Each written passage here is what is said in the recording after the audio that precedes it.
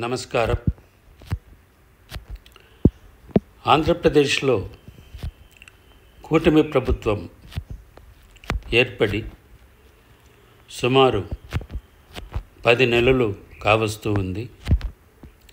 ఈ 10 నెలల పనితీరు ప్రజలు పాస్ మార్కులు ఇచ్చినారా, ఫెయిల్ మార్క్ ఇచ్చినారా చూద్దాం. ఆంధ్రప్రదేశ్లో అరాచక అవినీతి వైసీపీ ప్రభుత్వం పోయి కూటమి ప్రభుత్వం వచ్చి 10 నెలలు కావస్తూ ఉంది.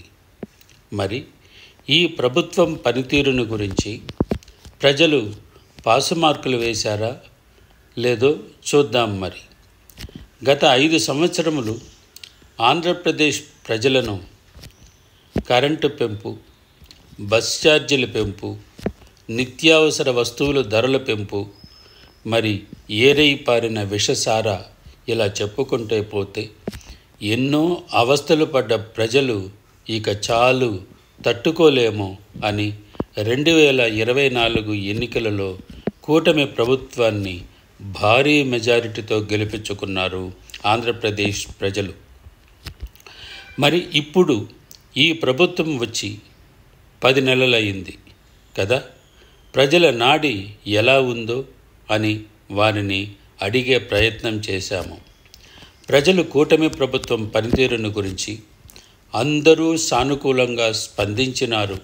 కానీ కొన్ని వ్యవస్థలు ఇంకా మెరుగుపడలేదని, ముఖ్యంగా గత ప్రభుత్వంలో తప్పు చేసిన వారికి శిక్షలు వేయలేకపోతున్నారని, వైసీపీ వారు చేసిన కుంభకోణాలను ఎత్తి చూపుతున్నారు. కానీ వారికి తగిన శిక్ష వేయలేకపోతున్నారని, మరి చంద్రబాబు నాయుడు ఎందుకు మెత్తని పోకడలో పోతున్నారని, 2014 చంద్రబాబును చూడలేకపోతున్నామని ప్రజలు పదే వాపోతుండడం మనం చూస్తున్నాము.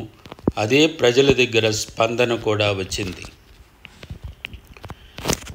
తన సొంత పార్టీ వారు తప్పు చేసినప్పుడు కఠినంగా స్పందించిన ముఖ్యమంత్రి వైసీపీ వారి మీద ఎందుకు చర్యలు తీసుకోలేకపోతున్నారని, దానికి కారణం లేకపోలేదని, ఆ కారణం ఒక విధంగా బీజేపీ కూడా ఉండవచ్చునేమో అని కొందరు అనుమానం వ్యక్తం చేస్తున్నారు.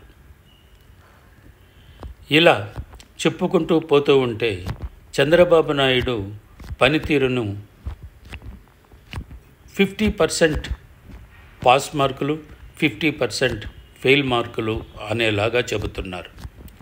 చంద్రబాబు నాయుడు గారు పాలనలో ఇంకా వైసీపీ బేతాళులు అంటే స్లీపర్ సెల్స్ ఉండారని, కూటమి ప్రభుత్వం చిన్న కదలికి కూడా జగన్మోహన్ రెడ్డికి చేరవేస్తూ ఉండారని, దీనిని గమనించి చంద్రబాబు నాయుడు చర్యలు తీసుకోవాలని, అంతేకాకుండా తప్పు చేసిన పోలీసులకు ఎవరైనా కానీ బయటకు పంపాలని, వారి మీద చర్యలు తీసుకోవాలని చాలామంది ప్రజలు అభిప్రాయం ఎత్తి చూపారు.